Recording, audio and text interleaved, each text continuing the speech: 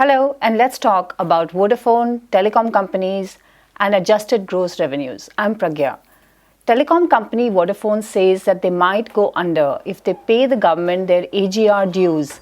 This dispute reached the Supreme Court, and on 14 February, the Supreme Court ordered telecom companies to pay their dues of over 1 trillion rupees to the government. The Supreme Court has interpreted this dispute in favor of the government, which has been demanding this payment. But the court also did two other things. It has said that even public sector oil companies would have to pay a share of their revenue as tax. The oil PSUs actually now owe a bigger sum to the government than the telecom companies. Reliance-owned Jio began its telecom operations in 2017. Therefore, its AGR dues are negligible. The court has said that the companies must pay up soon. Vodafone says there is no possibility of this happening. Both the Indian and foreign partners of the company have declined to invest further sums in this company. The other concern which the RBI has is that if Vodafone picks up a loan from an Indian PSU bank, then it would get its AGR dues, but we may face a situation where the government has to bail out the bank. So it's a sort of vicious cycle. To discuss this issue, we have with us senior journalist Paranjoy Guha Thakurta. He's going to tell us whether the oil companies are collateral victims in this war and what happens to Vodafone first. Vodafone is the most vulnerable of all these companies, and the chances of it going under seem very real. But let's go step by step.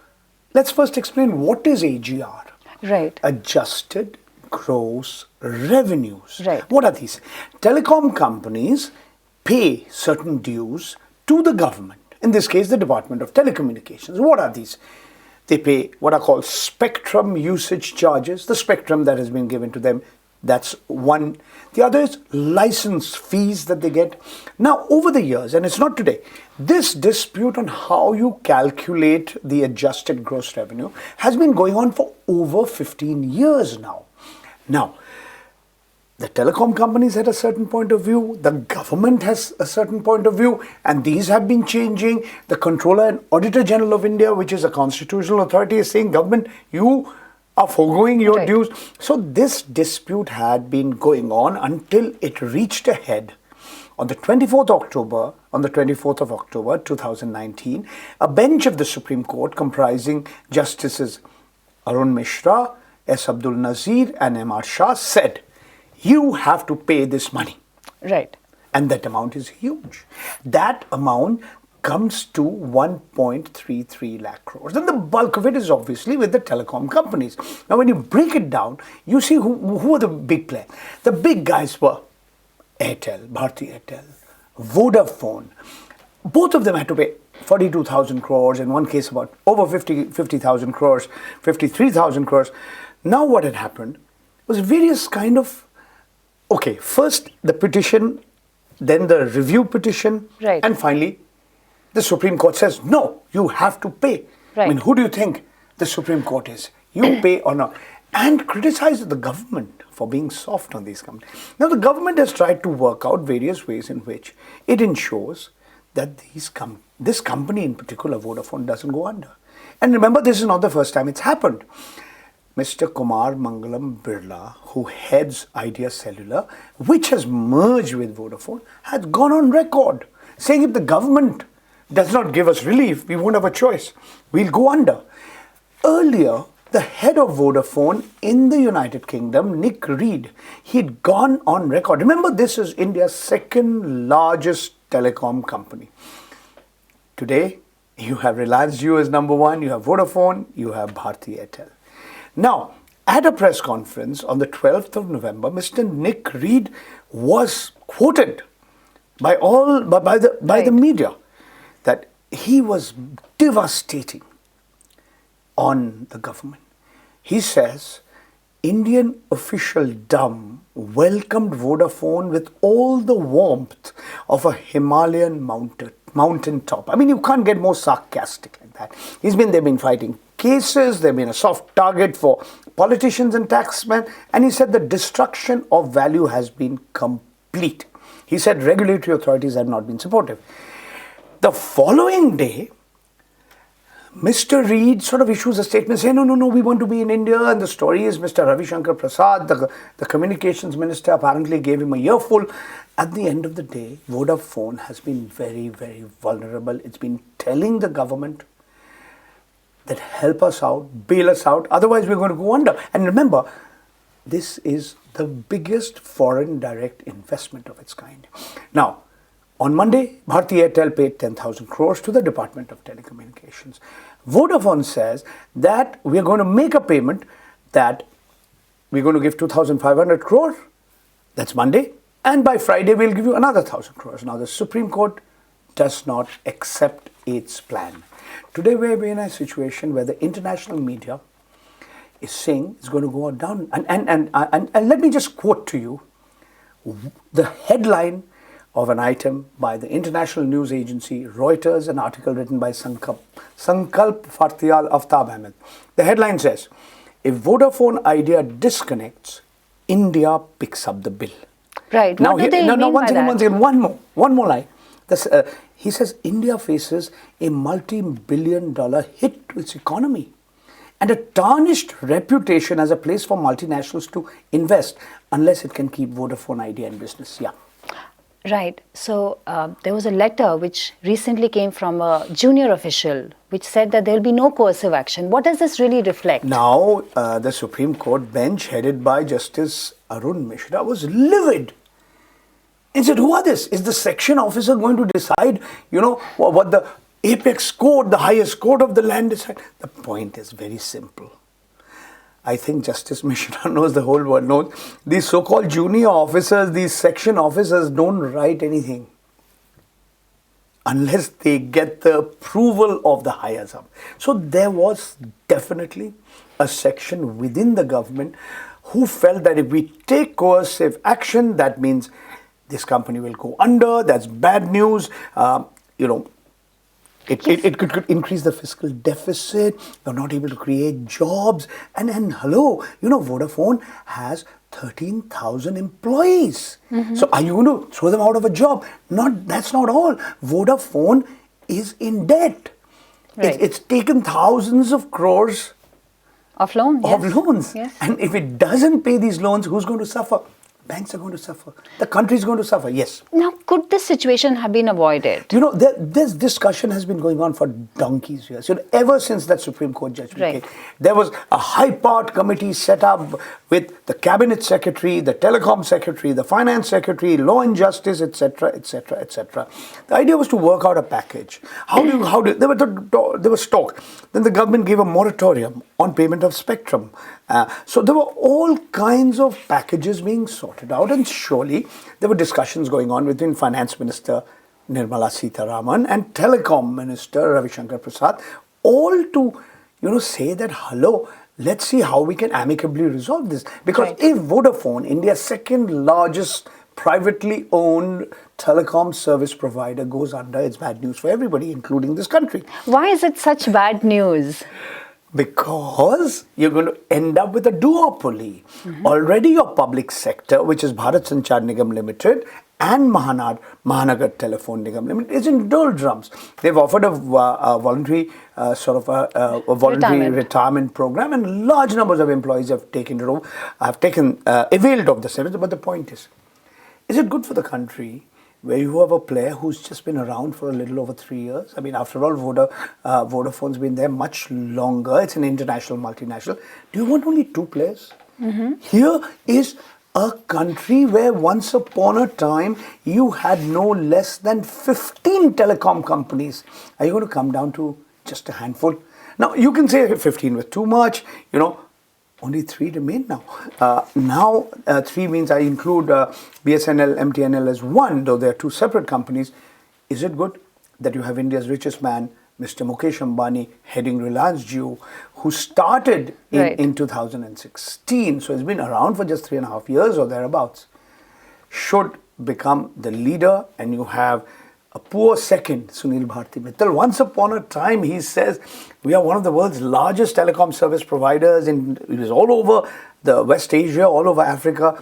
And today he's struggling to survive. And at the end of the day, you use your Well, mobile phone. you know, I mean, why have the services deteriorated? we didn't have to pay for voice. Now we do. And why has the service deteriorated? Why have you having to make the same call 3 or 4 times? Because investments are not being made. The telecom sector is steeped in debt. One estimate says it's over 700,000 crores. I mean, that's bad news. Right. I mean, so if they're so steeped in debt that they're not investing in the infrastructure, in services, then at the end of the day, do we want the company headed by India's richest man to have a monopoly? Right now, we are moving towards a duopoly if Vodafone Idea goes under. Right. And in any case, MTN and BSNL have in some ways been allowed to sort of wither away. That's another story. Yes, That's a story of yes. how the public sector has been allowed to absolutely, it's been treated very, very badly. I mean, the government has not supported the public sector. I mean, that's ideologically driven. That's this government. Earlier governments did differently, but this government has gone ahead. I mean, I guess they don't want. Paranjoy, what happens to the oil companies which have now been included in the ambit? What does this mean? That's a good issue to discuss. I think the Supreme Court, in my humble opinion, should do a rethink. Look, this is collateral damage, as you rightly pointed out. Mm-hmm. I mean, they have availed of certain services and they have allegedly not paid what they owe to the government. But in the process, look, are you going to ruin an already terrible economy? I mean, look, your economy is growing at its slowest pace in the last 11 years, according to the Government of India statistics. Many people doubt these statistics. Mm-hmm. Your industrial production has been negative. Your trade, your exports and imports have been negative. You're not able to create jobs. And you're seeing a demand recession. You're seeing even electricity demand. In an energy short country, you're seeing electricity demand coming down. Are we in this situation where, and already, I mean, the economy is in a terrible shape, and you want it to get even worse? The telecom companies say that they want to pay in tranches, they want a little bit of a break. Would that work out really? If they don't have money, I can't predict the future. I really can't predict the future, just as I can't predict the way in which the Supreme Court of India or the Government of India acts. We'll have to wait and watch. But things are very, very, very messy at this juncture as we're talking. All right. Okay. Thanks for joining us, Paranjoy. Thank you, Pragya. Yeah. So, we move to another story, this time from Lucknow. A group of students and activists were arrested as they marched from Chauri-Chaura near Gorakhpur in UP to Rajghat in Delhi. They were marching against the proposed nationwide National Register of Citizens. They were arrested in Ghazipur in UP again. The police has accused these young students and activists of misleading people and instigating the citizens against the CAA, and it has called their yatra illegal. Now the yatra has been resumed because they have been released, but they have had a harrowing time. In this short video, they narrate the story of their march, the events that led to their arrest, and what it was like being thrown in the lockup by the Uttar Pradesh police. हमारा उद्देश्य इस यात्रा का यही था कि गांधी के संदेश को समाज में पहुंचाएं और जो जिस हिंसा के बल पर वो पार्टियां एक दूसरे को लड़ा रही है, वो चेक करना था कि वो हिंसा कहीं नफरत कहीं हमारे मन में है, इसको दूर किया जाए ताकि जो पार्टियां लड़ा रही हैं आपस में एक दूसरे को वो न लड़ा पाए। और दूसरा इसका उद्देश्य यही था कि लगातार लोगों से मिला जाए गाँव में पैदल चल करके और गांधी के संदेश को, अम्बेडकर के संदेश को समाज में पहुंचाया जाए और जागरूक किया जाए उनके अपने मुद्दों पर। जो नागरिक सत्याग्रह पदयात्रा है, ये 4 जिलों से गोरखपुर, देवरिया, आजमगढ़, मऊ होते हुए गाजीपुर पहुंची थी। गाजीपुर हम 10 को ही पहुँच चुके थे। एक दिन तक पूरी गाजीपुर पुलिस के 3 जवान और LIU की पूरी टीम हमारे साथ रही। हम जहाँ सोए हमारे साथ सोए थे, वो लोग हमारे साथ खाना खाया। उसके बाद फिर अगले 11 तारीख को सुबह जब हम लोगों ने मार्च गाजीपुर जनपद में शुरू की, तो सुल्तानपुर चौराहे के पास हम 2-2 की संख्या में लगभग 500 मीटर 1 किलोमीटर के डिफरेंस पे अपने पर्चे बांटते हुए चल रहे थे गांव की पगडंडियों पे। वहाँ अचानक से पूरी 150 से 200 की लगभग संख्या में पुलिस आती है, SDM और SP सिटी के नेतृत्व में। वहाँ CO भी रहते हैं। ये आते ही हमसे बोलते हैं कि आपका जो पर्चा है इसमें आओ, हमारे साथ चलो। ये कहीं ना कहीं शांति भंग की आशंका उत्पन्न करती है प्रशासन के मन में, तो आप लोगों को डिटेन किया जा रहा है। तो वो हम लोगों को लेकर के शाम तक दो से 3 बजे तक हवाई पट्टी गाजीपुर में रखते हैं। फिर वहाँ से वापस हम लोगों को गाड़ी में पुलिस की वैन में डाल दिया जाता है। जब हम ये पूछने पर कि हमें कहाँ ले जाया जा रहा है, वो कहते हैं कि अब आप लोगों को फ्री कर दिया जाएगा। उसके बाद वो हमें लेकर के जिला कारागार गाजीपुर लेकर के जाते हैं, जहाँ हम लोगों को जेल में बंद किया जाता है 151 और 107-16 की धारा में। जिला जेल में जाने के बाद जो पहली चीज़ रियलाइज़ हुई कि रहने की हालत बहुत बदतर थी। हालांकि हम लोग राजनीतिक कैदी थे तो कम से कम हम लोग के लिए एक अलग बैरक खुलवाया गया, लेकिन हालात तो वैसे ही थे, खाने से लेके और सारी व्यवस्थाएं वैसे ही थी। जिला प्रशासन क्योंकि बहुत सख्त था शुरू में, FIR थी, कॉपी तक रिलीज़ नहीं कर रहा था, तो जेल प्रशासन भी उस तरह ही बिहेव कर रहा था। धीरे धीरे जब लोग मिलने आने लगे, गाज़ीपुर के सांसद आए, लोकल विधायक आए, तो धीरे धीरे जेल प्रशासन ने भी थोड़ी नरमी बरतना शुरू किया था। लेकिन हमने देखा कि बहुत ज़्यादा, जैसे आपको एग्जांपल दूं, हम लोग पेन पेपर मांगते थे उनसे कि एक कलम दे दीजिए और एक डायरी दे दीजिए, कागज़ दे दीजिए, वो तक देने में उन्होंने 3 दिन लगा दिए। और किताबें मांग रहे थे, 3 दिन तक किताबें नहीं दी। हमारी किताबें जो हम लेके जेल में अरेस्ट हुए थे, वो किताबें देने में उन्होंने वो किताब तक नहीं दे रहे थे हम लोग। फिर उसके बाद 3 दिन बाद 4 दिन बाद वो कुछ किताबें ला के देते हैं। हम लोग जब पहुँचे साथियों को छुड़ाने तो पता लगा 151 716 में चालान किया गया है। तो शर्तें रखी गई थी, वो 2.5 लाख का बेल बॉन्ड मांगा गया था। और भरने के लिए फिर लोग, एक तो मुश्किल होता है किसी दूसरे शहर में लोगों को जुटाना, पर कैसे कैसे जुटाया गया हमने बेल के लिए कुछ एप्लीकेशन जो मूव करने के बाद। और प्रॉब्लम ये है कि एडमिनिस्ट्रेशन अपने ऑफिस में नहीं है, एडमिनिस्ट्रेशन एग्जिस्ट ही नहीं कर रहा है, ऐसा लग रहा है। बाबू गायब है, SDM साहब फाइल अपने घर रखाए हैं और किसी से पूछने के बाद किसी पे कोई जवाब नहीं। सबका एक ही कहना, आप लोग समझिए कि ऊपर से प्रेशर है। ये ऊपर का जो दबाव है, पता नहीं कितने ऊपर का दबाव है कि कागज़ मिल नहीं रहा है। बाबू ऑफिस में नहीं है, वो हर बात 10 मिनट में दाना भूजा खाने चला जा रहा है। SDM घर में है, घर पहुँचो तो कह रहा है हम यहाँ एग्जीक्यूटिव अपने वर्क पर है। और आप लोग समझिए कि अभी हम नहीं छोड़ पाएंगे। गस्टेड पेपर्स की डिमांड और अनाप शनाप, मतलब उनका बस चलता तो वो लोग ये भी कह देते कि मुंबई में जो तूफान आने वाला है उसमें जो मछली बाहर निकलेगी उसकी हड्डी लेकर आओ। तो नहीं पूरा करने की शर्तें रखी जा रही थी। कल शाम को हम लोग को छोड़ा गया और आज 17 तारीख है। आज से हमने गाज़ीपुर से यात्रा शुरू की। हमारी एक टीम को जो BHU के स्टूडेंट्स थे उनको एक गाड़ी में रख के पुलिस ने ला के BHU छोड़ा और एक टीम यात्रा शुरू कर चुकी है। गाज़ीपुर से आज यात्रा सैदपुर पहुंच जाएगी और 2 दिन बाद यात्रा बनारस पहुंच जाएगी। And that's all we have today in this episode of Let's Talk. Catch us live Monday to Friday at 3 p.m. Thank you for watching.